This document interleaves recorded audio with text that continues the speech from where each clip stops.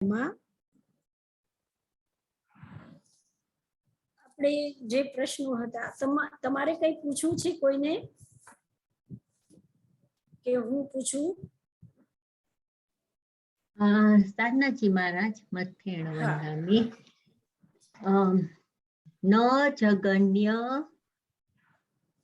ઈ સૂત્ર જગન્ય નો મતલબ શું થાય? મને નાનામાં નાનું પણ ખબર નથી પડતી કેવી રીતે, એનાથી કેવી રીતે નાનું, કેવી રીતે આપણે કહી શકીએ કે આ નાનું? અચ્છા, એ વાત હું કહું છું, એ ત્યાં સુધી હું જાઉં છું. એના પહેલાના જે સૂત્રો છે એના પ્રશ્ન હું કરી લઉં, પહેલા એની વાત કરી લઈ અને પછી ત્યાં આપણે પહોંચીએ. ઠીક છે? તો મારો પ્રશ્ન છે કે જે પૂતગલનું જે સ્વરૂપ બતાવ્યું, તો પૂતગલના સ્વરૂપમાં બે સૂત્રો છે. એક છે સ્પર્શ રસ ગંધ વર્ણવંત પૂતગલા, એક સૂત્ર આ છે. બીજું સૂત્ર છે શબ્દ બંધ સૂક્ષ્મ સ્થૌલ્ય સંસ્થાન ભેદ તમ છાયા તપો દ્યોતવંતશ્ચ. આ બે સૂત્ર છે. બેમાં શું ફરક છે?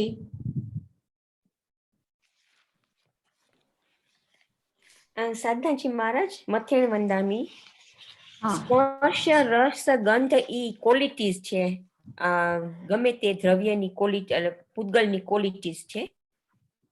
અને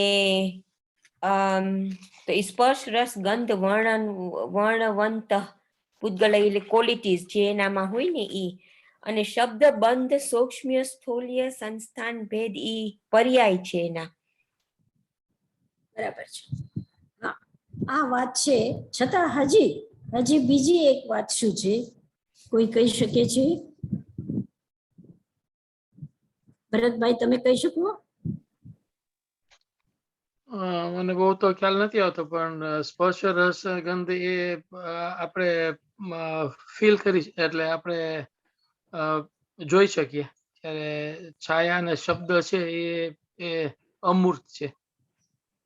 પરિણામો. બીનાબેન, ખ્યાલ નથી આવતો સાંજનાજી મારે. સોરી, હું રસીલાબેને શું કીધું? ક્વોલિટીઝ છે ને બીજું શું કીધું? મેં કીધું એના મોડ્સ, પરિણામ એના વોટ પર્યાય ના થાય, મોડ્સ ઓફ ડિફરન્ટ હોય, લાઈક વોઇસ ના મોડ્સ કેટલા ને એમ. હા, સાધનાજી મહારાજ, હું એમ જ કહીશ કે રસ ગંધ એ બધા ઉપાદાનકાર એટલે પૂતગલ છે, ઇન ધ સેન્સ કે એના ક્વોલિટીઝ છે, ઇનર્ટ છે, એના ઇનહેરન્ટ છે, પોતામાં જ છે.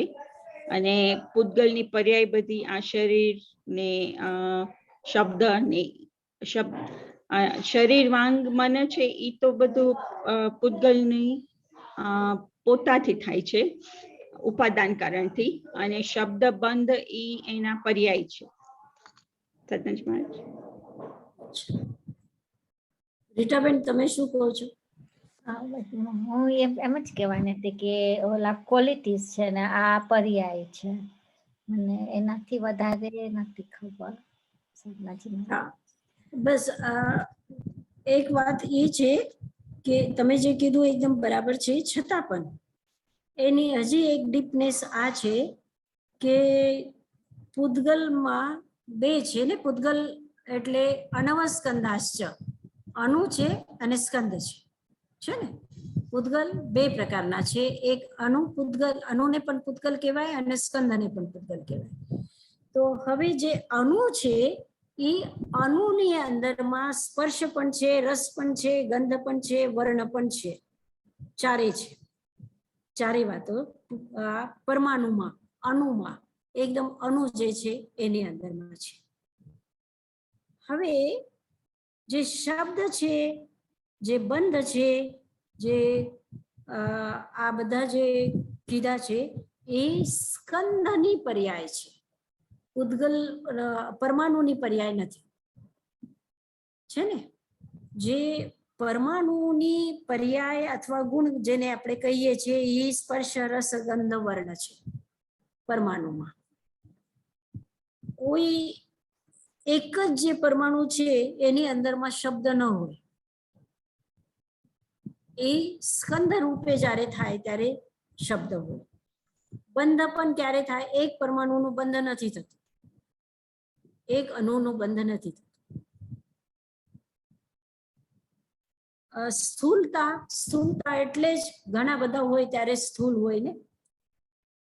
અને સંસ્થા આકાર જે છે એ પણ ઘણા બધા હોય ત્યારે એનો આકાર આવે, ઘણા બધા હોય ત્યારે દેખાય.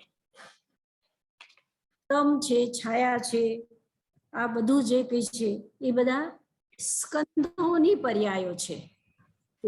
એટલે પરમાણુમાં પણ છે અને સ્કંદમાં પણ છે. પણ આ ફક્ત સ્પર્શ, રસ, ગંધ, વર્ણ આ જે ચાર છે એ પ્રત્યેક અણુમાં પણ છે, અણુમાં પણ છે. એટલે એ ચારને અલગ કર્યા છે, આ ચાર અલગ કર્યા છે. અને શબ્દબંધ એમાં જે સૂક્ષ્મ છે, તો સૂક્ષ્મ હોય છે પરમાણુ પણ અને સૂક્ષ્મ હોય છે સ્કંદ પણ. એ બે જગ્યા હોય સૂક્ષ્મ ફક્ત, બાકી બધા તો સ્થૂળતામાં જ જાય છે. ફક્ત જે સૂક્ષ્મ શબ્દ છે એ સૂક્ષ્મ અણુમાં પણ જાય છે અને સૂક્ષ્મ સ્કંદો પણ હોય છે જે દેખાતા નથી. ઠીક. હવે બીજો એક પ્રશ્ન છે કે ઉત્પાદ વ્યય દ્રવ્ય યુક્તમ સત, આ સૂત્ર છે. બીજો એક સૂત્ર છે તદ ભાવાવ્યયમ નિત્યમ. આ બે સૂત્રમાં શું ફરક છે? સૂત્ર મળી ગયું તમને? આ સૂત્ર મળી ગયો? 29 ને 30. બંને સૂત્ર નજદીક નજદીકમાં જ છે. ઉત્પાદ વ્યય દ્રવ્ય યુક્તમ સત અને બીજો છે તદ ભાવાવ્યયમ નિત્યમ. તમે બધા કોશિશ કરો આ બે માં ફરક બતાવવાની.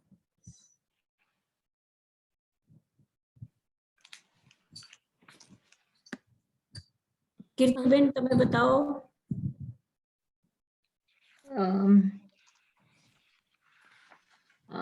મેં એમ લખ્યું છે કે ઉત્પાદ વ્યય ઉત્પત્તિ ને નાશ પ્રત્યે બધી વસ્તુમાં ઉત્પત્તિ ને નાશ દ્રવ્યમાં થાય જ ને દ્રવ્ય આવે છેલ્લે. ને સત દરૂપ વસ્તુમાં સત ઈ મેં લખ્યું છે કે ઈ પર્યાય છે. સત ઇઝ પર્યાય. Is that correct?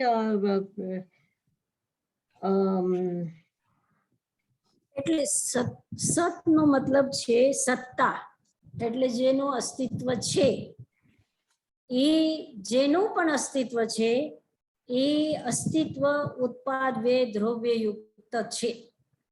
ઓકે, તો ઉત્પાદ વ્યય અને દ્રવ્ય યુક્ત હોય તે સત જ છે. તે સત છે. જે સત છે તે જ સત છે. ઈ આ 29મો સૂત્ર. ને આમાં જે તદ ભાવા વ્યયમ નિત્યમ, એમાં સર્વ પદાર્થો નિત્ય છે ને સર્વ પદાર્થો સત્ય છે અને અપેક્ષા એ અસત અને અનિત્ય પણ છે. મેં એમ લખ્યું છું. રીટાબેન? સો આમાં છે શું એક્ઝિસ્ટ થાય છે એમાં ઉત્પાદ વ્યય દ્રવ્ય ઈ એક્ઝિસ્ટન્સ છે. તો ને બીજામાં એમ છે તદ ભાવા વ્યયમ નિત્યમ. એમાં એમ છે કે એવું નથી કે ઉત્પાદ વ્યય દ્રવ્ય એક ફેરે થયું પછી ના થાય, કે ઈ નિત્ય છે. That's real. All the time ઉત્પાદ વ્યય ને દ્રવ્ય થાય all the time. એવું નથી કે એક ફેરે થયું પછી ના થાય. સો એનો મતલબ થયો કે ઈ કન્ટિન્યુઅસલી થાય ને ઇટ્સ ઇટર્નલ છે. ઈ જે ભાવ છે ઉત્પાદ વ્યય અને દ્રવ્યનો. હા, રસીલા? સાધનાજી મહારાજ તદભાવ્ય ભાવાવ્યયમ નિત્યમ, તે નિત્યનું લક્ષણ છે ને કે આપણે પોતાના જે નિત્ય હોય એ પોતાના ભાવથી રહિત ના બને.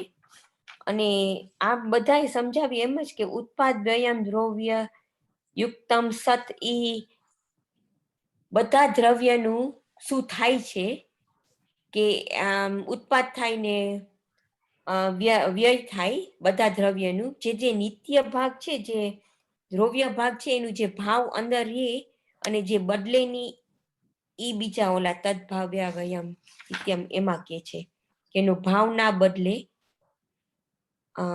જે નિત્ય હોય ને, આપણે આત્માનું કહીએ તો આપણે આત્મામાં એક વખત આ જન્મ લઈએ ને ઓલું બીજું લઈએ, પણ અંદર તમારા આત્માના જે લક્ષણ હોય એ લક્ષણ કન્ટિન્યુઅસલી રહે. ઈ નિત્ય ઇતદ ભાવ્યા વયમ નિત્યમ, એમ મારી સમજ છે. સાધનાજી મહારાજ. ઠીક છે. ભરતભાઈ. મારું સમજણ એવી છે કે જે વસ્તુ પોતાના ભાવથી અવ્યય રહે એ પોતાના ભાવથી રહિત ન બને, એ નિત્ય. અને ઉત્પાદ વ્યય દ્રવ્ય યુક્તમ સત, એટલે જે દ્રવ્ય છે એ એના ગુણ કોઈ દિવસ નષ્ટ ન થાય. એની પર્યાયો નું ની ઉત્પત્તિ થાય અને વ્યય પણ થાય, પણ એના જે મૂળ સ્વરૂપ છે એ કોઈ દિવસ એનું નષ્ટ ન થાય. પછી રશ્મિબેન શું કે છે? અરે વાહ, તે ઘણા દિન પછી આયા. મથેણ વંદાની સાધનાજી મહારાજ. હા હા. મેં મારા પ્રમાણે આ ઉત્પાદ દ્રવ્ય ઉત્પાદ વ્યય તો એ છે ને કે વસ્તુ નથી બદલાતી, પણ એની પર્યાયો બદલાય છે. અને 30માં જે દ્રવ્યની પર્યાયો જોવો તેની પર્યાય હોય, અને જે ભાવ છે એ નિત્ય જ છે, દ્રવ્ય ના બદલાય, નષ્ટ ના થાય. मथेनंदन बाबू जी। हाँ हाँ बोलो कमला जी। तद्भावाव्ययम नित्यम का अर्थ ये होता है कि उसके जो भाव है, यानी द्रव्य के जो गुण है वो नित्य रहते हैं, भले उसका पर्याय क्रमवती व्यय उत्पन्न होती रहेंगी, परंतु उसके जो गुण है वो नित्य रहने वाले। એક છે સાધનાજી મહારાજ, એક છે સતનું લક્ષણ ને બીજું છે નિત્યનું લક્ષણ. हाँ, अमा यानी इसमें बात ये है कि दोनों को ही अगर हम देखें तो एक ही बात कहनी है, लेकिन कहने का तरीका એટલે કહેવાની જે પદ્ધતિ છે એ છે. એટલે સત શું છે? તો સત એ છે કે જ્યાં ઉત્પત્તિ છે, સ્થિતિ છે અને સ્થિરતા છે. આ ત્રણે જેને જ્યાં છે એને સત કહેવાય. અને પછી તદભાવાવ્યયમ નિત્યમમાં શું કે છે કે આ ઉત્પત્તિ, સ્થિતિ અને દ્રવ્યની નિરંતરતા છે. એટલે આમ સ્ટોપ નથી થતું, વચ્ચે સ્ટોપ નથી થતું. કનેક્શન. ઉત્પત્તિ અને સ્થિતિના વચ્ચે જે ભાવ છે એ નિરંતર રહે છે. એ તૂટતું નથી, ક્રમ તૂટતું નથી. है ना कमला जी? रहने वाले हाँ, हैं। हाँ बोलो। गुण नित्य रहने वाले हैं, वो गुण से जुदा नहीं, मतलब जो पर्याय वो गुण से जुदा नहीं होने वाली है। हाँ, पर्याय और उसकी जो मतलब उत्पत्ति और स्थिति रूप जो पर्याय है वो उसकी निरंतरता जिसमें रहती है वो है अव्यय भाव। अव्यय यानी व्यय नहीं होता है, टूटता नहीं है, खत्म नहीं होता है। जो एक सूत्र जो है वो सूत्र उस सूत्र पर ही उसमें ही उत्पत्ति और स्थिति निरंतर निरंतर निरंतर होती रहती है। उत्पत्ति जिस समय में होती है उसी समय में उसकी क्या है, व्यय भी है। उत्पत्ति जिस समय में है उस समय में व्यय भी है, और व्यय जिस समय में है उस समय में उत्पत्ति भी है। ये निरंतरता जिसमें है उसको कहते हैं नित्य। ठीक बात है। यानी थोड़ी सी थोड़ा सा मतलब उसको डिफरेंस करने में एक केवल वो बुद्धि से ही वो कर सकेंगे, समझ से ही उसको कर सकेंगे। ठीक, अच्छा, एक और प्रश्न है। મતેનો નામે સતનાજી મહારાજ આપણે અવ્યયનો અર્થ શું થાય? अव्यय का मतलब जो नष्ट नहीं होता है, व्यय नहीं होता है, नष्ट होना। व्यय का मतलब नष्ट होना। जैसे अक्षत कहते हैं ना, जो क्षत नहीं होता है, जो क्षीण नहीं होता है, टूटता नहीं है, नष्ट नहीं होता है, खत्म नहीं होता है, उसको अव्यय कहते हैं। अच्छा, एक प्रश्न और है। संघात भेदेभ्य उत्पद्यन्ते। संघात भेदेभ्य उत्पद्यन्ते, और दूसरा एक सूत्र है उसी के साथ, भेद संघाताभ्याम चाक्षुषा। सूत्र मिला क्या आप लोगों को? 26-28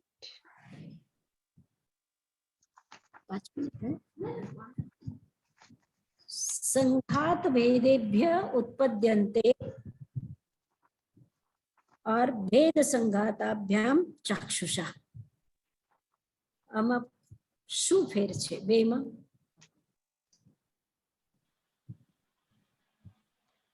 સાતનાજી મહારાજ, એમાં એમ છે કે સંઘાત ભેદે ભ્યમ ઉત્પદ્યન્તે એટલે સ્કંદ શેનાથી થાય છે? સંઘાતથી જોઈન થાય, ભેદથી સ્પ્લિટ થાય ને કોમ્બિનેશન ઓફ ટુ, કે ભેદે થાય ને સંઘાત સાથે થાય. અને બીજો જે છે ભેદ સંઘાતાભ્યામ ચક્ષુષા, કે આપણને શું આપણે શું જોઈ શકીએ છે? જ્યારે સંઘાત ને ભેદ સાથે થાય તો આપણને દેખાય. સો જ્યારે કોમ્બિનેશન હોય, સ્કંદ ને સંઘાત ને ભેદ કોમ્બિનેશન હોય તો આપણને દેખાય. એકલું સંઘાત હોય તો આપણને નહીં દેખાય, એકલું ભેદ હશે તો નહીં દેખાય, પણ કોમ્બિનેશન હોય તો દેખાય.